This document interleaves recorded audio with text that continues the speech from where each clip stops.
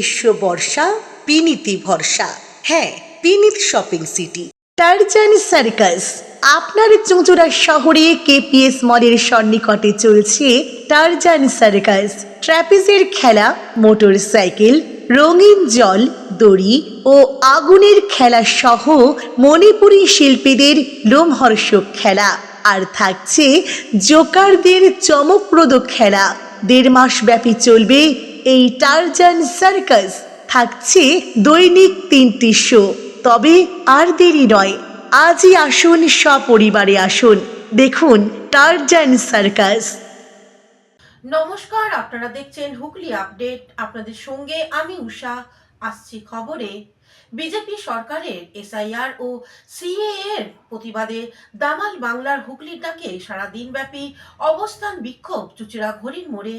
BJP সরকার ক্ষমতায় আসার পর সাধারণ মানুষকে বিভিন্নভাবে হয়রানি করছে। নোটবন্দি, এসআইআর, সিএএ সহ বিভিন্ন উপায় মানুষ লাইনে দাঁড়াচ্ছে, মৃত্যু হচ্ছে বহু মানুষের। দামাল বাংলা হুগলির ডাকে প্রাক্তন বিধায়ক মানস মজুমদারের নেতৃত্বে চুঁচুড়া ঘড়ির মোড়ে সারা দিনব্যাপী বিক্ষোভ কর্মসূচি পালন করা হয়। প্রধান অতিথি ছিলেন নাগরিকদের স্যার কথা লেখক মানিক ফকির। উনি অবস্থান মঞ্চ থেকে বক্তব্য রাখতে গিয়ে কি বলছেন শুনবো। আজকের তারিখ পর্যন্ত ভারতবর্ষে যারা এসেছেন তাদেরকে নিঃশর্ত নাগরিকত্ব দিতে হবে। কোন গ্রাউন্ডে দিতে হবে? সংবিধানের 6 ক, যেখানে বলা হয়েছে অখণ্ড ভারতের ভূমি সন্তানরা খণ্ডিত ভারতের নাগরিক। 6 ককে যদি অ্যামেন্ড করতে হয় সেটা রাজনৈতিক দলগুলোর বিষয়, কিন্তু আমাদের বক্তব্য অ্যামেন্ড করে হোক, যে করে হোক, আজকের তারিখ পর্যন্ত যেটা মুখ্যমন্ত্রী মমতা বন্দ্যোপাধ্যায় বলছে, যেটা দামাল বাংলা, হ্যাঁ, কোনো আমি টেকনিক্যালি কোনো কথা বলছি না, আমি বলতে চাইছি আজকের তারিখ পর্যন্ত যারা ভারতবর্ষে বসবাস করছে, বাংলায় বসবাস করছে, তাদের বাদ দেওয়া যাবে না। তারা এই বাংলার সন্তান। আসামের এনআরসিতে 19 লক্ষ মানুষের নাম কাটা গেছিল এবং তখন আমাদেরকেও ওখানে বলা হয়েছিল যে হিন্দু বাঙালিদের কিছু হবে, যা হবে মুসলমান বাঙালিদের। প্যাটার্নটা কিন্তু এক। যখন পশ্চিমবঙ্গে এসআইআরটা শুরু হলো তার ঠিক 6 মাস আগে থেকে প্রোপাগান্ডা শুরু হয়ে গেল। শুভেন্দু অধিকারী, বিজেপি যারা নেমে পড়লো মাঠে, কোটি কোটি রোহিঙ্গা, যেখানে সমস্ত বিশ্বে 30 লক্ষ রোহিঙ্গার জনসংখ্যা নয়, সেখানে বলছে কোটি কোটি রোহিঙ্গা এসে গেছে পশ্চিমবঙ্গে, কোটি কোটি মুসলমান বাংলাদেশি অনুপ্রবেশকারী চলে এসছে। এই যে ভুয়ো কথাগুলো তুলে হিন্দুদেরকে আসলে নিউট্রালাইজ করেছে, যাতে হিন্দুরা সেই আন্দোলনে সামিল না হয় এসআইআর এর এগেনস্টে। যেখানে এসআইআর কাজ কি, স্পেশাল ইন্টেন্সিভ রিভিশনের কাজ কি, ভোটার লিস্টের নামটাকে দেখবে কে কোথায় আছে, নামটাকে আবার এন্ট্রি করে দেবে। তার কোনো অধিকার নেই নির্বাচন কমিশনের যে ভারতের নাগরিকত্ব যাচ করবে। কিন্তু এইবার এসআইআর আমরা দেখলাম সেকেন্ড পেজে একদম আসামের যে এনআরসির যে 11টা পয়েন্ট, সেই 11টা নথি, আর সেই সাথে সিএ মানে এনআরসির যে আইন, সেই আইনটা ওখানে 2 নম্বর পাতায় তুলে দিয়েছে। এতে পরিষ্কার হয়ে গেছে যে আলটিমেটলি এখানে এনআরসি হচ্ছে ঘুরপথে এসআইআর করে। ওখানে 12 লক্ষ মানুষের নাম কাটা গেছিলো, আসামে 12 লক্ষ হিন্দু মানুষের নাম কাটা গেছিলো, 3 লক্ষ মুসলমানের নাম কাটা গেছে। সুতরাং এখানে আমরা বারবার বলেছি, আমরা এখানে গত 2 বছর থেকে আমিও চিৎকার করছি যে এখানে আসলে এফেক্টেড হবে হিন্দু বাঙালি, অন্য কেউ হবে না। হিন্দু বাঙালি এফেক্টেড হবে এবং এটা প্রমাণ হয়ে গেল। 50 লক্ষ 58 লক্ষ নাম ডিলিট হয়েছে, আর এখন 1 কোটি 90 লক্ষ মানুষের নাম ডাউটফুলে এনেছে। আপনারা মিলিয়ে নেবেন আমার কথা, তার মধ্যে 90% হিন্দু বাঙালিকে লাইন দিতে হবে, যেরকম আসামের এনআরসিতে লাইন দিয়েছিল।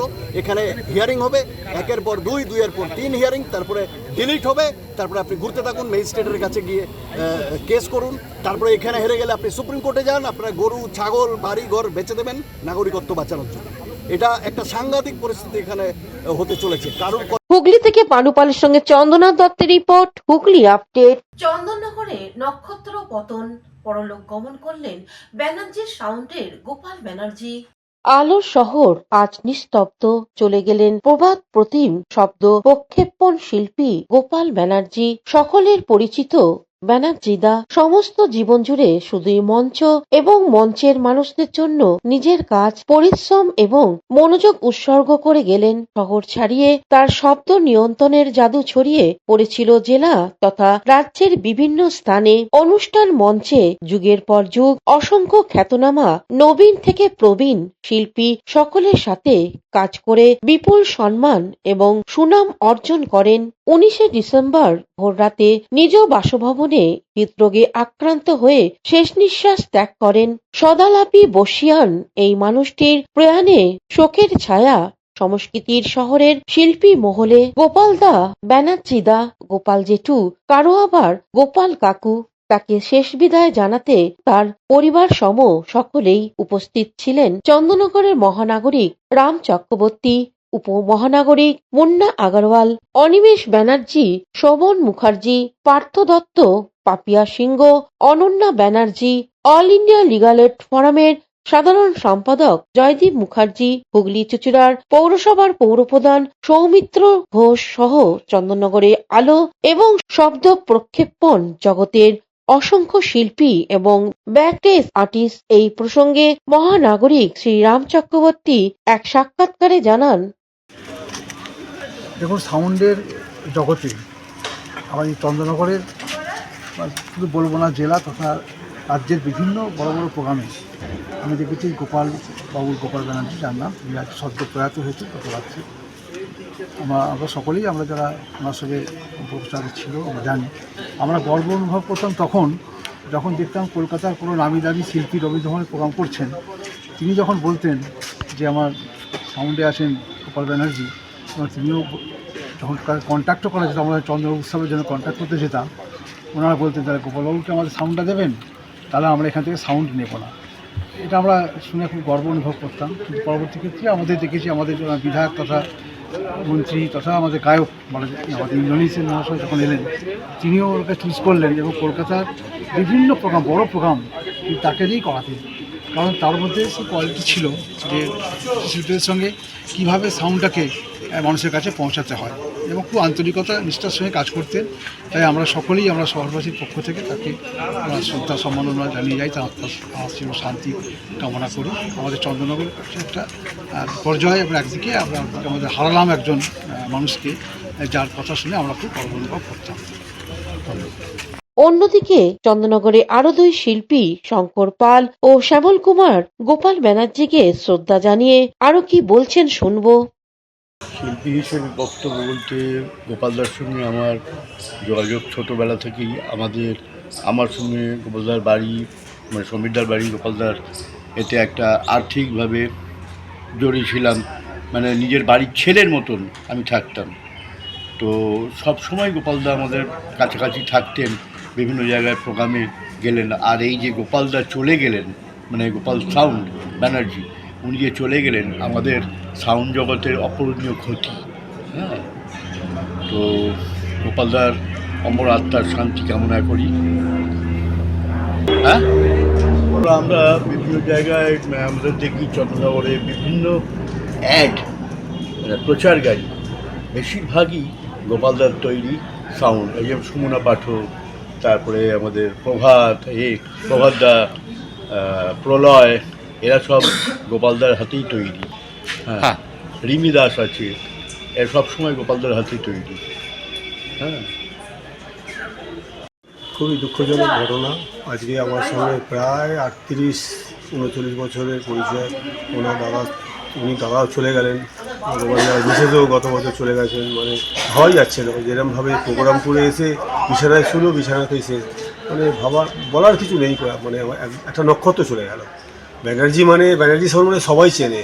আজকের দিনে যত কলকাতার আর্টিস্ট সমস্ত এক নামে ডেকে, ব্যানার্জি সাউন্ড মানে একটা বিখ্যাত হুগলি জেলার, পশ্চিমবঙ্গেরও বলে যায়। যাই হোক, কারণ কিছু করার নেই।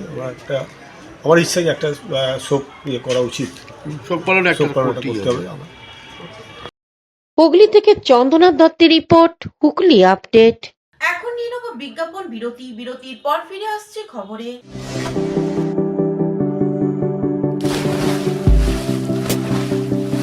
Fasten your seatbelts as you take a tour around your marine wonderland.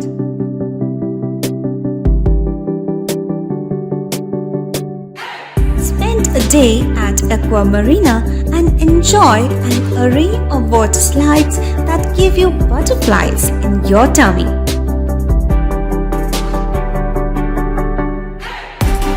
Aqua Marina is a holistic weekend destination for friends, family, and couples and offers magic to soothe your body, mind, and soul.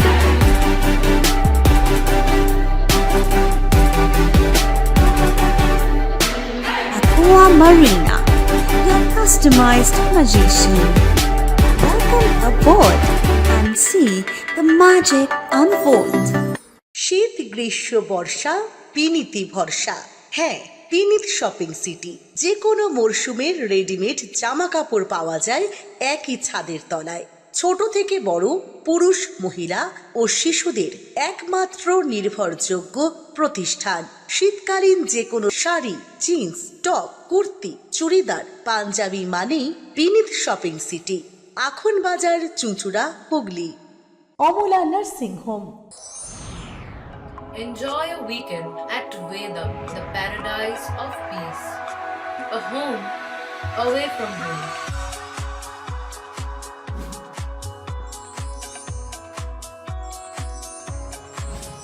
See yourself resonating with the nature. Vedam welcomes you to create your best memories. বিরতির পর ফিরে এলাম খবরে। কলকাতায় Messi কাণ্ডে ধৃত শতদ্রুত দত্তের রিষড়ার বাড়িতে বিধাননগর কমিশনারেটের তল্লাশি। হুগলির রিষড়া বাঙ্গুর পার্কে শতদ্রুত চারু সুধা বাড়িতে আসেন বিধাননগর পুলিশের 4 জন পুলিশ কর্তা। রিষড়া থানার পুলিশকে সঙ্গে নিয়ে তল্লাশি চালায় তারা বাড়িতে। শতদ্রুত বাড়ি থেকে বেরিয়ে তারা যান রিষড়া থানায়। সেখানে বেশ কিছুক্ষণ থাকার পর তারা কলকাতার উদ্দেশ্যে রওনা দেয় পুলিশ। যদিও তদন্তের স্বার্থে পুলিশ এখনই কিছু বলতে চায়নি। এদিকে শতদ্রুত পরিবারেরও এ নিয়ে কিছু মুখ খুলতে নারাজ। উল্লেখ্য, গত 13ই ডিসেম্বর যুবভারতী স্টেডিয়ামে মেসিকে দেখতে না পেয়ে বিক্ষোভে ফেটে পড়ে দর্শকরা। ভাঙচুর চালানো হয় স্টেডিয়ামে। এরপরেই মূল উদ্যোক্তা শতদ্রুত দত্তকে এয়ারপোর্ট থেকে গ্রেপ্তার করে বিধাননগর থানার পুলিশ। তাকে আদালতে তোলা হলে 14 দিনের পুলিশ হেফাজতে নির্দেশ দেয় আদালত। সেই ঘটনার তদন্তে আজ রিষড়া শতদ্রুত বাড়িতে আসে বিধাননগর থানার পুলিশ। হুগলি থেকে চন্দনা দত্তের রিপোর্ট, হুগলি আপডেট। সপ্তগ্রাম বিধানসভার এলাকায় বেশ কিছু হাইমাস্ট আলোর উদ্বোধন করলেন বিধায়ক তপন দাশগুপ্ত। শহরে গুরুত্বপূর্ণ স্থানে এলাকার নিরাপত্তা ও আলোকসজ্জা উন্নত করতে সপ্তগ্রাম বিধানসভার ও বাঁশবেড়িয়ার 12টি স্থানে হাইমাস্ট লাইট বসানো হলো। বিধায়ক তপন দাশগুপ্ত এলাকার উন্নয়নের তহবিল থেকে ফিতে কেটে আলো জ্বালিয়ে আনুষ্ঠানিক উদ্বোধন করেন বিধায়ক তপন দাশগুপ্ত। এছাড়া উপস্থিত পৌরসভা ও পঞ্চায়েত সদস্যরা। 11 সালে এই অ্যাসেম্বলিতে এসেছিলাম। এখানে পানীয় জল, রাস্তাঘাট, লাইট তো ছেড়ে দাও। গ্রামের লোককে জিজ্ঞেস করে যে বয়স্ক মানুষরা হাই মার্চ কোনদিন নাম শুনেছি কিনা, দেখা তো দূরের কথা।